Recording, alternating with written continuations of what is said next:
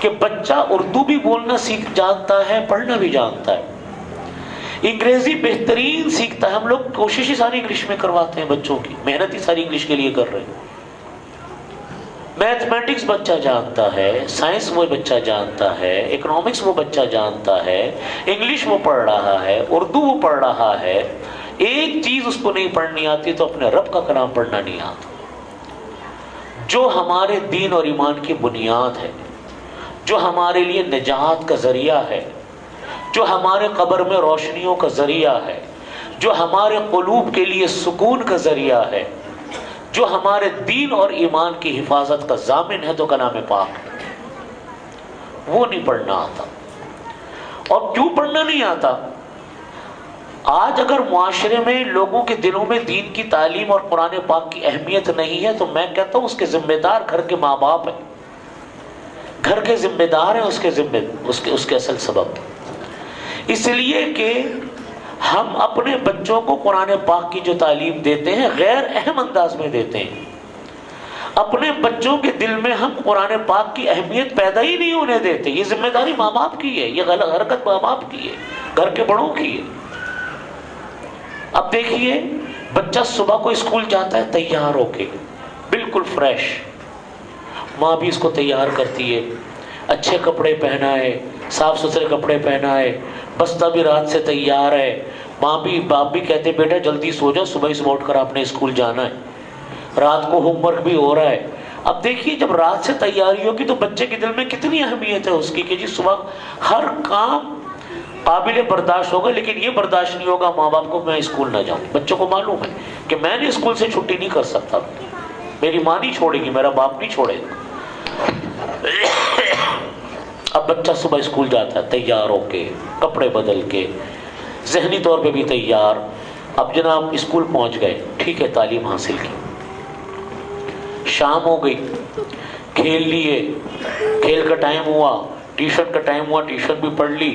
اب مغرب کے بعد جب بچہ جب سارا دن کا تھکا ہارا ہے، اب مغرب کے بعد قاری صاحب تشریف لائے. صحیح ہے جی، قاری صاحب نے آ کر 15 منٹ پڑھانا ہے. ماں باپ نے دیکھنا ہی نہیں کہ پڑھانا کیا ہے، بچے کو پڑھ کے آ رہا ہے، کتنی دیر پڑھ رہا ہے، 15 منٹ، 20 منٹ، آدھا گھنٹہ اس نے پڑھا، تھکے ہوئے دماغ کے ساتھ. کوئی اہمیت پورے ماحول میں نظر نہیں آئی بچے کو کہ قاری صاحب آ گئے تو کوئی اہمیت بھی ہے. پھر قاری صاحب نے پڑھایا، کبھی قاری صاحب کی چھٹی تو کبھی بچے کی چھٹی. بچہ بھی یہ جانتا ہے کہ اگر میں نے چھٹی کر لی تو کوئی قیامت نہیں آئے گی، کچھ بھی نہیں ہوگا، آرام سے مسئلہ حل ہو جائے گا. گھر میں مہمان آ گئے تو بچے کی چھٹی، کہیں شادی بیاہ میں جانا ہے، کہیں ادھر ادھر ملنے ملانے جانا ہے تو قرآن پاک کی چھٹی. امتحانات آ گئے تو قرآن پاک کی چھٹیاں کر دی، بھئی بچے کے امتحانات شروع ہو رہے ہیں. اب مجھے بتائیے اس پورے ماحول میں بچے کے دل میں کلام پاک کی کتنی اہمیت پیدا ہوگی؟ آپ مجھے یہ بتائیے. آپ بچے کے دل میں کبھی بھی اہمیت پیدا نہیں ہوگی. وہ کہے گا کہ یہ تو دوسرے نمبر کی تعلیم، اس کی کیا حیثیت ہے، آئے دن تو چھٹیاں ہوتی ہیں اور ماں باپ کے نزدیک میں کوئی اہمیت نہیں ہے. جس طرح دل چاہت سے پارا اٹھا کے رکھ کے چلے گئے، نہ ماں نے کبھی پوچھا نہ باپ نے پوچھا بھائی پڑھ کے آ رہے ہو، تجوید سے بھی پڑھا کہ نہیں پڑھا کلام پاک کو. یہ کلام پاک کے ساتھ ہمارے گھروں میں نہایت زیادتی ہو رہی. اور اپنے قاری کو جو ہم رکھتے ہیں اتنی کم فیس کے ساتھ ٹیوشن پر لے کر آتے ہیں کہ وہ بھی بے دلی سے ہی پڑھا رہا ہوتا. یہ میں سمجھتا ہوں ہم لوگ اتنے بڑے حرام کا مرتکب ہو رہے ہیں، اتنے بڑے گناہ عظیم کا مرتکب ہو رہے ہیں کہ اپنے بچوں کو ہم کلام پاک کی صحیح تعلیم دے نہیں رہے. آپ مجھ کو بتائیے، ایسا بچے کا قصور نہیں ہے، میں کہتا ہوں بچوں کا کوئی قصور نہیں، قصور گھر کے بڑوں کا ہے جو بچوں کو تعلیم دیتے. میں یہ بھی نہیں کہتا کہ اسکول کی تعلیم غلط ہے، نہیں، وہ بھی ضروری ہے. آپ موجودہ زمانے کی انگلش پڑھائیں، میتھمیٹکس پڑھائیں، سائنس پڑھائیں، جو پڑھائیں ضرور پڑھائیں، پڑھانی چاہیے. لیکن اس کے ساتھ ساتھ وہ بچہ ایک مسلمان کا بچہ ہو، وہ بچہ ایک اچھے معاشرے کا بچہ ہو، وہ بچہ قرآن کریم اس طرح پڑھے کہ دنیا سنے اس کا قرآن پاک کہ ہاں دیکھو اللہ کا کلام کس طرح پڑھتا ہے.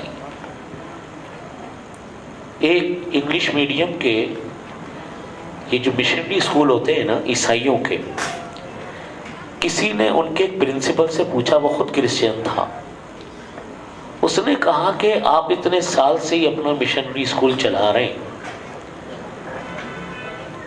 آپ نے آج تک کسی بچے کو عیسائی تو بنایا نہیں، اتنے عرصے سے آپ کا مشنری اسکول کام کر رہا ہے، کوئی بچہ آج تک عیسائی تو بن نہیں سکا، تو آپ کا تو مشن ہی فیل ہو گیا۔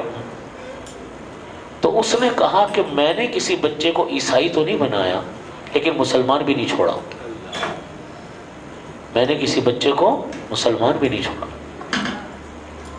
آج ہم لوگوں کا جو سب سے بڑا مسئلہ ہے وہ ذہنیت ہے، جو ذہنیت آج ہم کو ایک ایلیٹ کلاس کے اندر نظر آتی، ہائی لیول پر نظر آتی ہے، اسلام دشمنی ذہنیت، اسلام کی منفی ذہنیت۔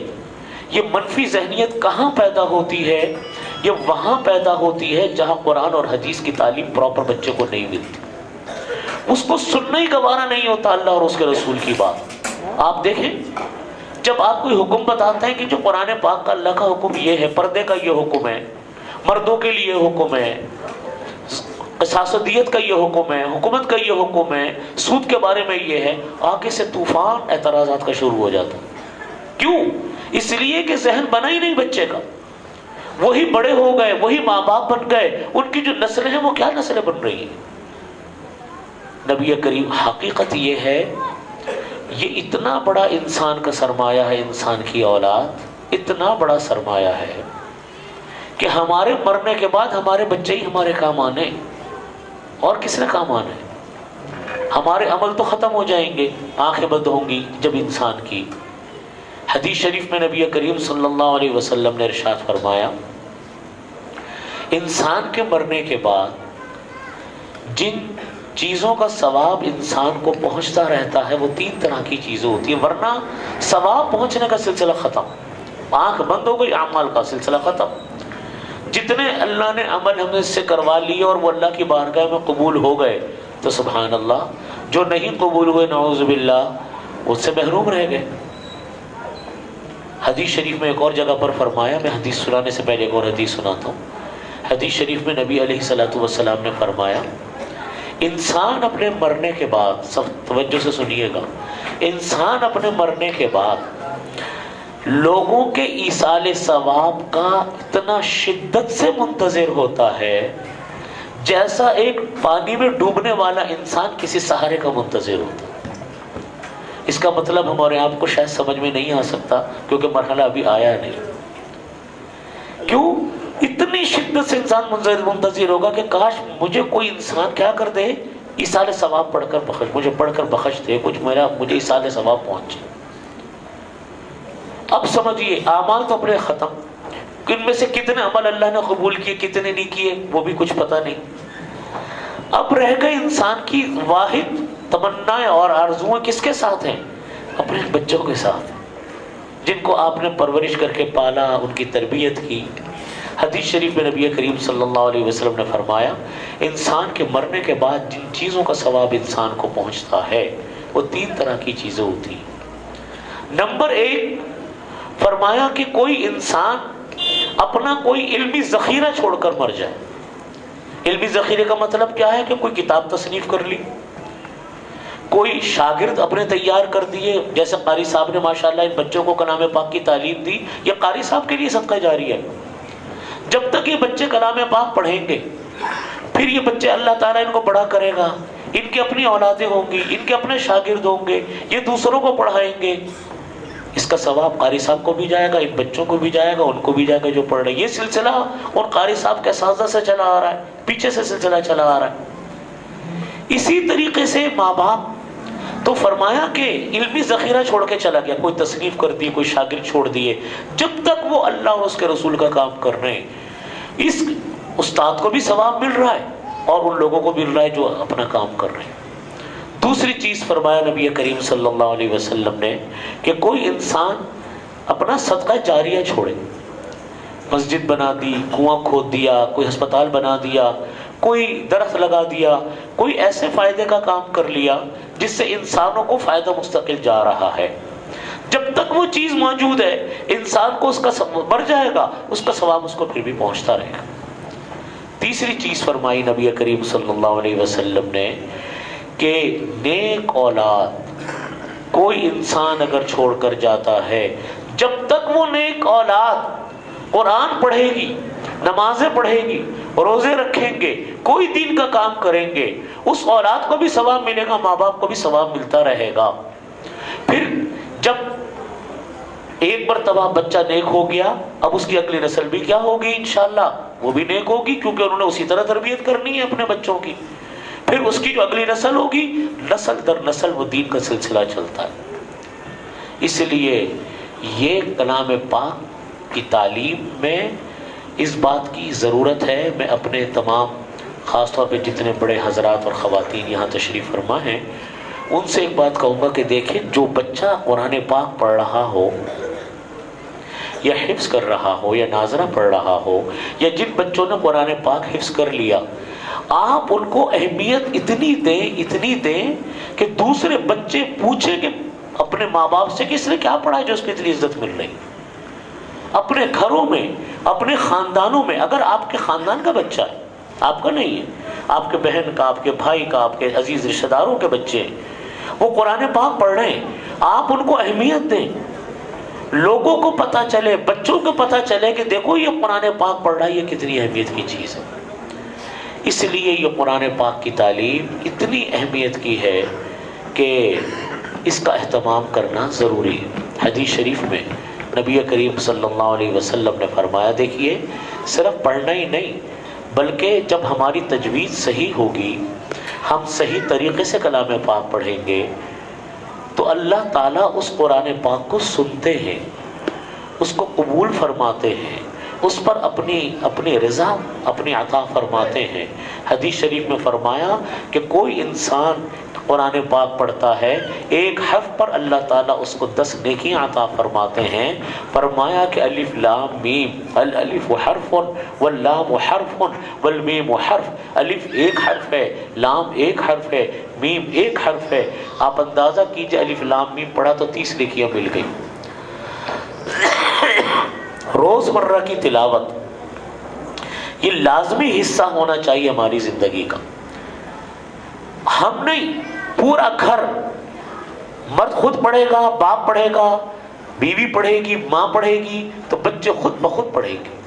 آپ اگر اپنے گھروں میں دین پیدا کرنا چاہتے ہیں، اپنے گھروں میں قرآن پاک کو زندہ رکھنا چاہتے ہیں، آپ خود پڑھیے، بچے خود بخود پڑھیں گے. ہم لوگ خود نہیں پڑھتے، بچوں کو کہتے ہیں، نتیجہ نہیں نکلتا. آپ خود پڑھیں، بچہ خود قرآن کریم گھر میں خود پڑھے گا. میرے دادا حضرت مفتی محمد شفیع صاحب رحمۃ اللہ علیہ ہمیشہ فرمایا کرتے تھے کہ دیکھو اپنے زمانے کی بات کہتے تھے. حضرت تھانوی رحمۃ اللہ علیہ کے معمولات میں لکھا ہے، حضرت تھانوی رحمۃ اللہ علیہ نے لکھا ہے کہ میں جب فجر کے بعد نکلتا ہوں تو میں واک کرتا ہوں، چہل قدمی کرتا ہوں، تو میری چہل قدمی کے دوران ایک منزل کلام پاک کی میری معمول ہے پڑھنے کا. ایک منزل، یعنی قرآن پاک میں کل کتنی منزل ہے؟ 7. تو 7 دن میں کلام پاک ختم ہو گیا. اور حضرت نے پھر لکھا کہ صبح کا وقت ذکر اللہ کے لیے عجیب وقت ہے، ذکر اللہ کے لیے عجیب وقت ہے. تجربہ آپ حضرات کرتے جانتے کیا اللہ تعالیٰ دل میں انوارات پیدا کرتے ہیں جب انسان صبح کو تلاوت ذکر وغیرہ میں مشغول ہوتا ہے. عجیب اس کی کیفیت ہوتی ہے، الفاظ میں نہیں بیان ہو سکتی. تو حضرت مفتی صاحب رحمۃ اللہ علیہ فرماتے تھے کہ ہمارے حضرت ایک منزل پڑھتے تھے. فرمانے لگے وہ تو اب زیادہ ہے، لیکن ایک سپارہ قرآن پاک کا اپنی زندگی کا معمول بنا لو کو روزانہ پڑھنا. ہمارے جتنے بزرگان دین ہیں سب یہ فرماتے ہیں اپنے سپارے کو چاند کی تاریخ کے ساتھ لے کر چلو. آج اگر مثال کے طور پہ 12 تاریخ ہے تو آج 12واں سپارہ آپ نے پڑھنا ہے. کل 13 تاریخ ہے تو آپ نے 13واں سپارہ پڑھنا ہے. ایک سپارے کا کبھی فرق آتا ہے، اگر 29 کا چاند ہو جائے تو تھوڑا سا زیادہ پڑھ لو. تو مہینہ ختم، قرآن پاک ختم. یہ معمول اپنی زندگیوں میں بنا لیں، بچے خود بخود اس کے معمول کے پابند ہوں گے. صبح کو اٹھیں، نماز کے بعد پہلا کام ہو کہ گھر جو ہے کلام پاک کی تلاوت سے گونج رہا ہو، پتہ چلے کہ ہاں ایک مسلمان کا گھر ہے جس میں کلام پاک کی آواز صبح سے آ رہی۔ اور دوسری چیز وہ ہے مناجات مقبول کا اہتمام۔ دیکھیے ہم کتنی دعائیں، اللہ تعالیٰ دعا مانگنے سے خوش ہوتے ہیں، اللہ تعالیٰ ایسے لوگوں سے راضی ہوتے ہیں جو دعائیں مانگتا ہے۔ دعائیں جب انسان مانگتا ہے کوئی دعا رائے گا نہیں جاتی۔ ہم لوگوں کا دل چھوٹا ہوتا ہے، ہم کہتے ہیں ہماری دعا قبول نہیں ہو رہی۔ نبی کریم صلی اللہ علیہ وسلم فرماتے ہیں جب بندہ دعا مانگتا ہے تو اللہ تعالیٰ یا تو اس کی دعا کو قبول فرما لیتے، منوعات جیسے اس نے دعا مانگی تھی، یا اللہ تعالیٰ اس کی دعا کو، اللہ کو معلوم ہے کہ اس کی جو دعا مانگ رہا ہے یہ اس کے لیے مفید نہیں ہے کام، یہ اس کے لیے مضر ہے، اس کو پتہ نہیں ہے کہ یہ آگے جا کر اس کا نتیجہ کیا نکلے گا، تو اللہ تعالیٰ اس دعا کے بدلے میں انسان کو دنیا میں اور کچھ دے دیتے ہیں، اس کو پتہ ہی نہیں ہوتا کہ کون سی مانگی ہوئی دعا کے بدلے میں مجھ کو کیا مل رہا۔ ہم اور آپ دیکھتے ایک دعا تو قبول نہیں ہوئی، لیکن اللہ تعالیٰ پتہ نہیں بہت ساری چیزیں ادھر ادھر سے اور دوسری دے دیتے، ہر ایک کے ساتھ ہوتا ہے۔ یہ ہماری مانگی ہوئی دعائیں ہوتی ہیں۔ تیسری چیز فرمایا کہ نہ دنیا میں کچھ دیتا ہوں، نہ وہ دعا قبول کرتا ہوں، نہ دنیا میں کچھ دیتا ہوں، بلکہ اس دعا کو میں آخرت کے لیے ذخیرہ کر کے رکھ لیتا ہوں کہ دنیا میں نے اس کی جو دعا قبول نہیں کی، آخرت میں اس کو یہ نعمتیں میں دے دیتا ہوں۔ بندہ جب آخرت میں دیکھے گا کہ میری دنیا میں جو دعائیں قبول نہیں ہوئیں، مجھ کو اللہ نے اس کے بدلے میں اتنا کچھ دیا، آدمی سوچے گا کہ کاش میری تو دعائیں قبول نہ ہوتی، اتنے مزے مجھ کو اللہ نے دے دیے۔ تو دعائیں ہم مانگنے چاہتے ہیں، ہم سے مانگی نہیں جاتی، دل میں نہیں آتی۔ مناجات مقبول اس کی 7 منزلیں، آج اتوار ہے، اتوار کی منزل ہے، قرآن اور سنت کی دعائیں ہیں، ساری قرآن اور سنت کی دعائیں، اس کو اپنی زندگی کا معمول بنائیں کہ تلاوت کلام پاک کے بعد اس کو ہمیں پڑھنا ہے۔ مناجات مقبول کو 2 سے 3 منٹ 4 منٹ آپ کے بھی نہیں لگیں گے، مناجات مقبول پوری ہوگی، اور ایسا لگے گا آپ کو، میں بلا مبالغہ عرض کرتا ہوں، ایسا لگتا ہے پیچھے آپ کے کسی نے ہاتھ رکھ دیا، ایسی اللہ تعالیٰ کی طرف سے مدد آتی ہے تو مناجات مقبول میں۔ ایک بات اور عرض کرتا چلوں، جب آپ کسی چیز کے لیے دعائیں مانگتے ہیں، خوب مانگ رہے ہیں، توفیق ہو رہی ہے، خوب مانگ رہے ہیں، انکام نہیں ہو رہا، اب آدمی کا دل تو چھوٹا ہوتا ہے کہ جب میں نے اتنی دعائیں مانگی، اتنی گڑ گڑایا، لیکن اللہ نے دعا نہیں قبول کی۔ میں آپ سے سچ عرض کرتا ہوں، آپ کا اپنا تجربہ بھی ہوگا، ایسی دعائیں جو خوب مانگنے کے بعد بھی نہ قبول ہوں، آپ یقین جان لیے گا کہ اللہ کی طرف سے اس دعا کے قبول نہ ہونے میں خیر۔ آپ لکھ لیجئے اس بات کو، آپ دل نہ چھوٹا کریں، اب وہ وعدے اللہ کے اپنی جگہ پر ہیں کہ جو کچھ اللہ تعالیٰ اس کے بدلے میں دیں گے سو دیں گے، لیکن اگر وہ دعا قبول نہیں ہو رہی، اس کا مطلب یہ ہے کہ کوئی ہے مسئلہ جو اللہ تعالیٰ اپنے فضل سے قبول نہیں کر رہے۔ یہ دعا کی برکت ہے، یہ تو اللہ سے مانگنے کی برکت ہے، اللہ سے گڑ گڑانے کی برکت ہے کہ اللہ تعالیٰ نے آپ کو نقصان سے بچا لیا، ورنہ وہ کام ہو جاتا آپ مشکل میں پھنس جاتے، کیا ہوتا؟ ہمیں تو وہ چیز نظر نہیں آ رہی۔ یہ دعا کی برکت ہوتی ہے، اللہ انسان کو مشکلوں سے بچاتا ہے۔ قرآن پاک اتنی اہم چیز ہے، جب انسان قرآن پاک پڑھتا ہے اللہ تعالیٰ بے شمار بلاؤں کو انسان کے اوپر سے ختم فرماتے ہیں، کتنی برکتیں اللہ تعالیٰ عطا فرماتے ہیں۔ سب سے بڑی برکت دل کا سکون اور اللہ کی رضا ہے۔ افضل الذکر فرمایا، بہترین ذکر فرمایا، وہ کون سی چیز ہے؟ تلاوت کلام پاک۔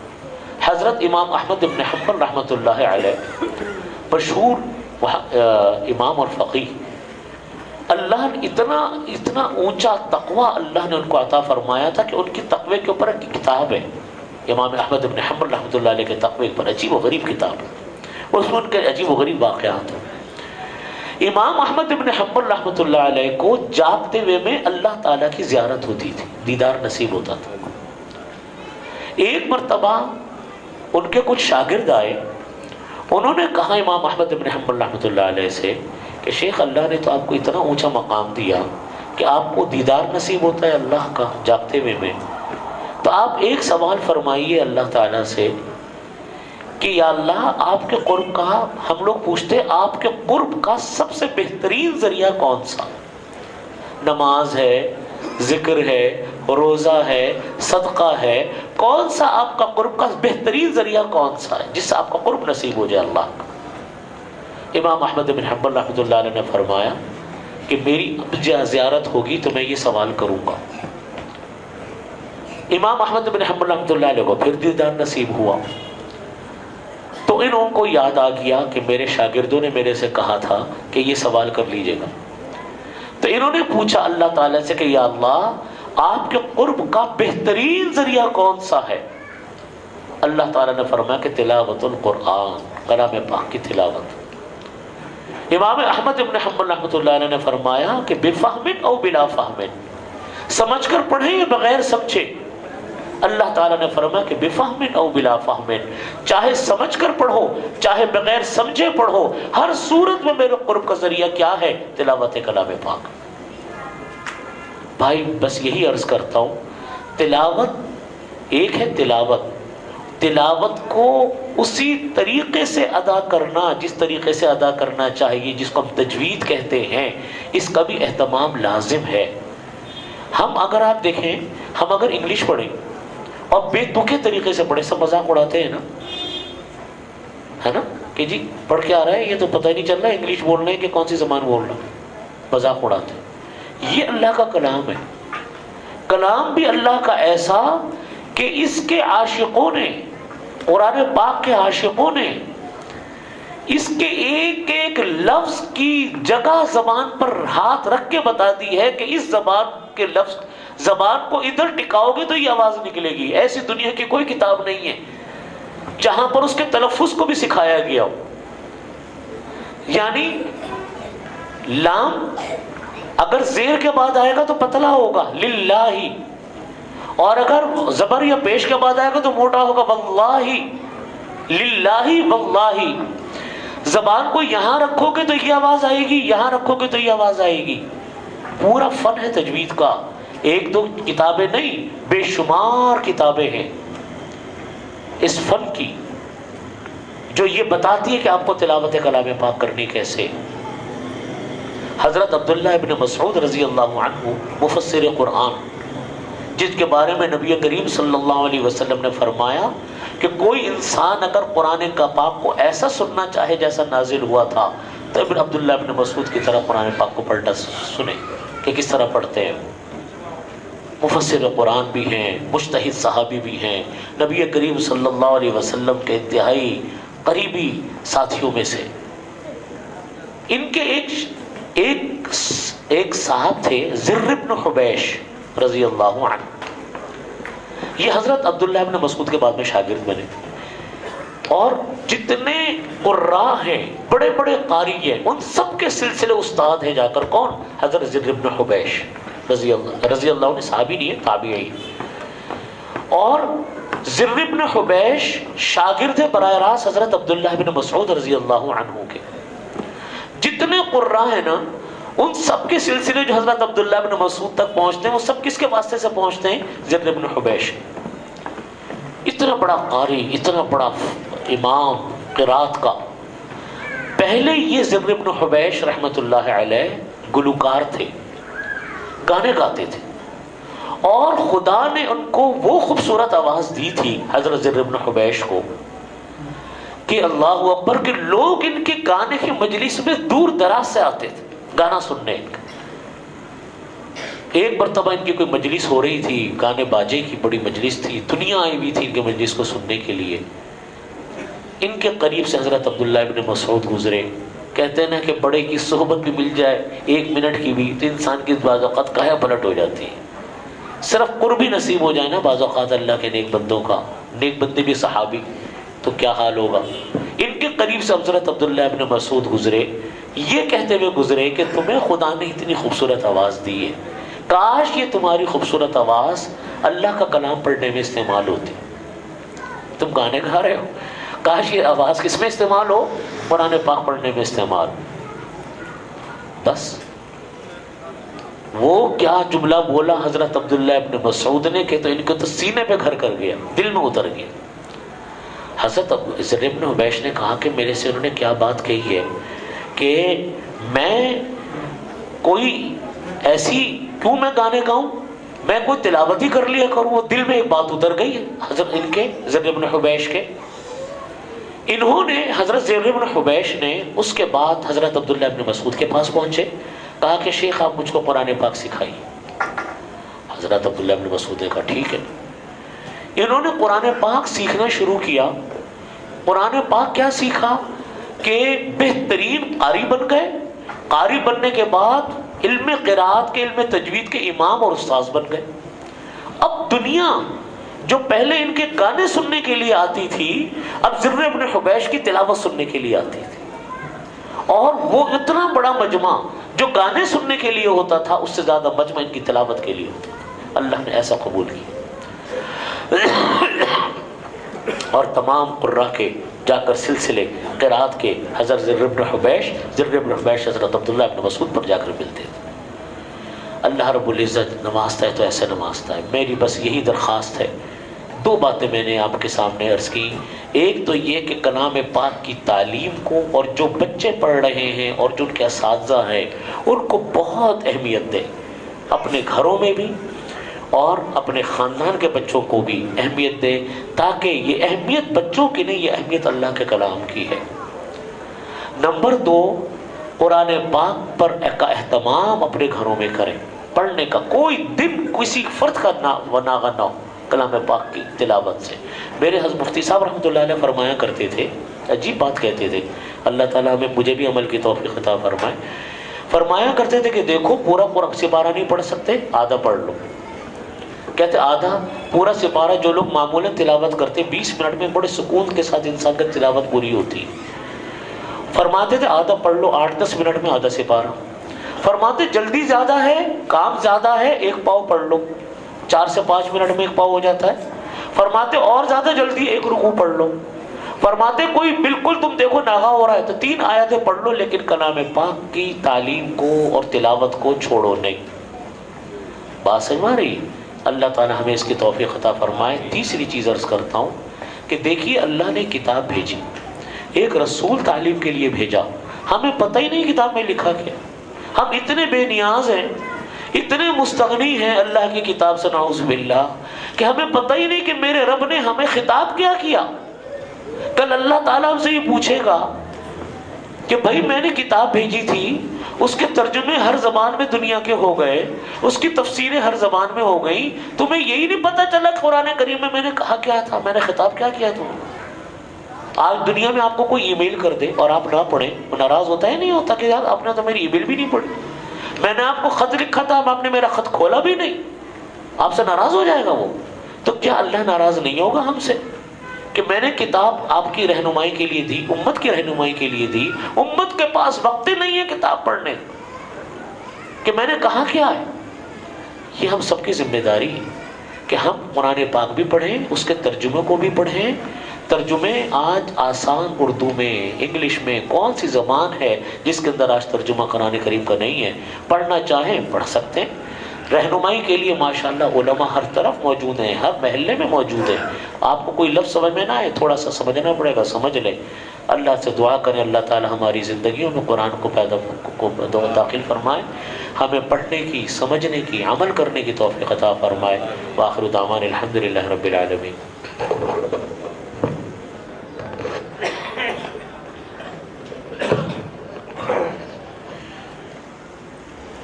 بہت جزاکم اللہ خیر و احسن الجزا. حضرت نے موضوع پر انتہائی ایمان افروز، درد انگیز اور فکر انگیز بیان فرمایا.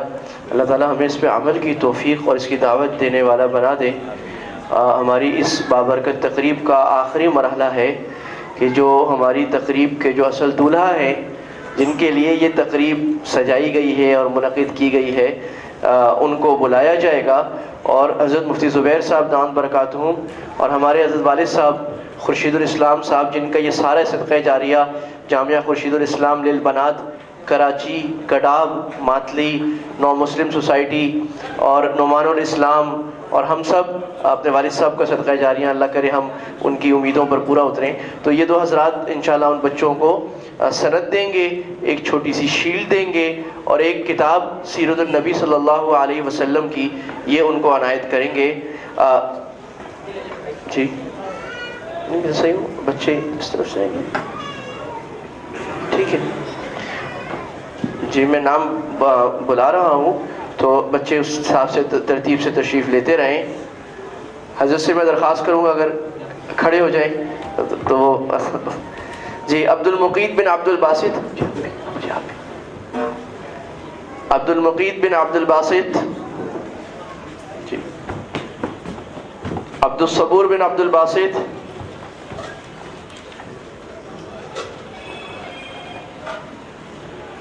عبد الصبور بن عبد الباسط. محمد عزیر رئیس بن محمد حارث رئیس، ان کے والد صاحب پڑھنے گئے ہیں اس عمر میں باہر. محمد عمیر بن منظور احمد، محمد بن طارق، محمد حیان بن یوسف عدنان حسن جی،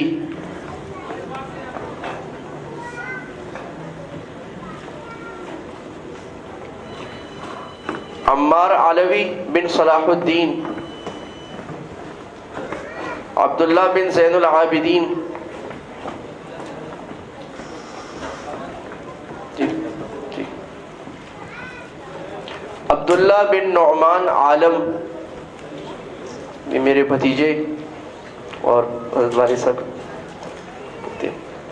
میران جواد بن جواد رشید، محمد یوسف بن محمد عمران،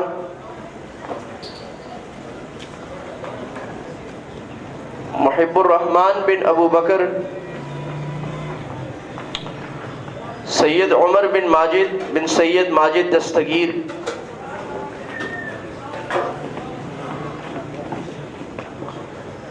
طلحہ نعیم بن نعیم اللہ بن ڈاکٹر نعیم اللہ، ماشاءاللہ اسلام آباد سے تشریف لائے سند دینے کے لیے. حنزلہ خان آفریدی بن زاہد اللہ خان،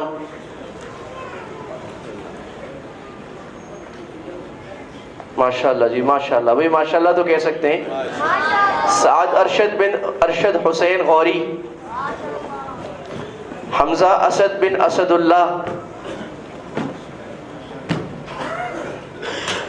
بھئی یہ آخرت اور دنیا کے دولہا ہیں، ان کی قرآن سے شادی ہو گئی ہے تو ان کی تقریب میں جو خوشی ہے وہ حقیقی شادی میں بھی اتنی خوشی نہیں ہوتی.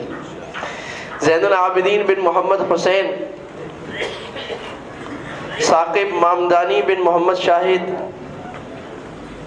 محمد سعد بن شاہد موتی والا،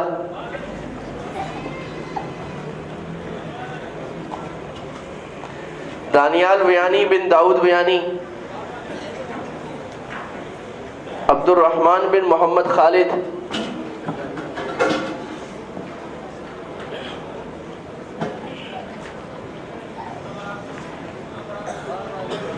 جنید کامران بن محمد کامران طفیل، ماشاءاللہ جی ماشاءاللہ. محمد حمزہ رئیس بن محمد حارث رئیس، یہ حارث رئیس صاحب کے دونوں صاحبزادوں کو ماشاءاللہ سند مل رہی ہے. مجتبیٰ پٹیل بن عمران پٹیل،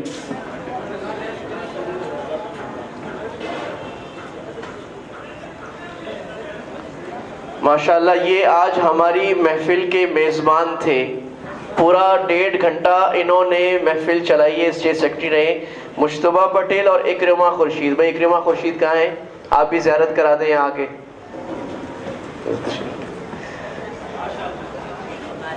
اور ہم سے اچھی انہوں نے کمپیرنگ کی ہے ماشاءاللہ. اللہ ان کو آفتاب بنائے ماشاءاللہ. چلیے جزاکم اللہ خیر جی. اس تقریب کا اختتام ہوا. بابرکت آپ حضرات کا شکریہ کہ آپ حضرات اس دلچسپی کے ساتھ دل جمعی کے ساتھ بیٹھے رہے. 1-2 اعلانات ہیں. میں ہال والے حضرات کی انتظامیہ کا خصوصی شکریہ ادا کروں گا. کھانے کا ہمارا پروگرام نہیں تھا، طے یہ ہوا تھا کہ جوس وغیرہ کر دیں گے، سوچ تھے. تو ہال والے مالک کل جو تشریف لائے انہوں نے کہا کہ بھی کون سی تقریب ہو رہی ہے؟ ان کو بتایا جی قرآن کی تقریب ہو رہی ہے. کہا اچھا کھانا ہے؟ کہا نہیں کھانا کا عجیب بات ہے، قرآن کی تقریب ہوگی، کھانا کیوں نہیں ہوگا؟ کھانا میری طرف سے ہوگا. تو ماشاءاللہ ان کی طرف سے کھانا کیا گیا ہے. اور اس کے ساتھ نماز کا اعلان یہ ہے کہ انشاءاللہ کھانے کے بعد یہیں پر ہم جماعت کرائیں گے. اس تقریب میں جن حضرات نے شرکت کی اور حصہ لیا میں ان سب کا شکر گزار ہوں. دعا کے لیے میں درخواست کروں گا حضرت مفتی زبیر اشرف صاحب.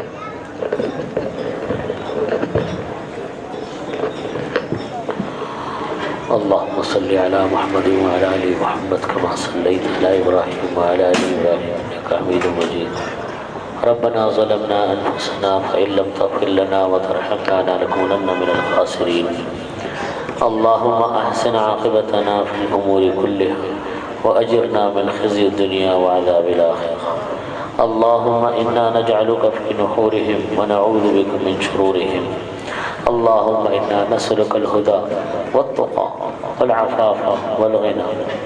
اللهم انا نسألك تمام العافية ونسألك دوام العافية ونسألك الشكر على العافية ونسألك الغنى عن الناس. اللهم لا تجعل الدنيا أكبر همنا ولا مبلغ علمنا ولا غاية رغبتنا ولا تسلط علينا من لا يرحمنا. اللهم زدنا ولا تنقصنا وأكرمنا ولا تهنا وأعطنا ولا تحرمنا وآثرنا ولا تؤثر علينا وأرزنا وارض عنا. یا اللہ ہمارے تمام گناہوں کو معاف فرما، تمام صغیرہ کبیرہ گناہوں کی مغفرت فرما. یا اللہ ہم کو اپنی رضا عطا فرما. یا اللہ رضا کامل عطا فرما. اپنی ناراضگی سے محفوظ فرما، اپنے غضب سے محفوظ فرما. یا اللہ ہم سب کو جنت الفردوس عطا فرما. یا اللہ ہم سب کو عافیت کامل عطا فرما، اپنی رضا کامل عطا فرما. یا اللہ جن بچوں نے قرآن پاک پڑھا ہے، حفظ کیا ہے، ناظرہ پڑھا ہے، ان کو یا اللہ دین دنیا کی ترقی عطا فرما. یا اللہ ہمیشہ ان کو قرآن پاک پڑھنے کی، اس پر عمل کرنے کی توفیق عطا فرما. یا اللہ قرآن پاک ان کی زندگیوں میں رچا بسا دیجیے. یا اللہ ان کے اساتذہ کو، یا اللہ ان کے مدرسے کے ذمہ داروں کو، ان کے والدین کو، اور جنہوں نے ان کا تعاون کیا ان سب کو یا اللہ جزائے خیر عطا فرما. دین اور دنیا کی بہترین ان کو جزا عطا فرما. یا اللہ جتنے ہم حاضرین ہیں ہم سب کو یا اللہ قرآن پاک کو پڑھنے کی، قرآن پاک کو سمجھنے کی، قرآن پاک پر عمل کرنے کی توفیق عطا فرما، اس کو آسان فرما. یا اللہ ہم سب کی زندگیوں میں قرآن پاک کو رچا بسا دیجیے. ہماری زندگی کا اوڑھنا بچھونا کلام پاک بنا دیجیے. ہمیں اس کی خدمت کے لیے قبول فرمائیے. یا رب کریم جس یا اللہ جو مدرسہ ہے نوار الاسلام جس میں ان بچوں نے تعلیم حاصل کی، ان کے اور دیگر مدارس بھی ہیں، یا اللہ ان سب کو خوب ترقی عطا فرما. مدرسے کے حضرات کو ترقی عطا فرما، مدرسے کو ترقی عطا فرما. جنہوں نے مدرسوں کا کسی بھی طرح کا تعاون کیا ان کو یا اللہ ترقی اور قبولیت عطا فرما. یا اللہ اس ادارے کو اپنے دین کا گہوارہ بنا، اپنی دین کی خدمت کے لیے قبول فرما. ان کی جتنے منصوبے ہیں یا اللہ سارے منصوبوں کو عافیت کے ساتھ پایا تکمیل تک پہنچا دیجیے. یا رب کریم، یا رب ذوالجلال والاکرام ہم سب سے راضی ہو جائیے. جو بیمار ہیں یا اللہ ان کو شفا کامل عطا فرما. یا اللہ جو پریشان ہیں ان کی پریشانیوں کو دور فرما. یا اللہ جو لوگ طرح طرح کی مشکلات میں ہیں ان کی مشکلات کو دور فرما. یا رب کریم قرآن پاک پڑھنے کی بھی توفیق عطا فرما، اور یا اللہ اس کو سمجھنے کی توفیق بھی عطا فرما. ربنا ظلمنا انفسنا فإن لم تغفر لنا وترحمنا لنكونن من الخاسرين. اللهم صل على محمد وعلى آل محمد كما صليت على إبراهيم وعلى آل إبراهيم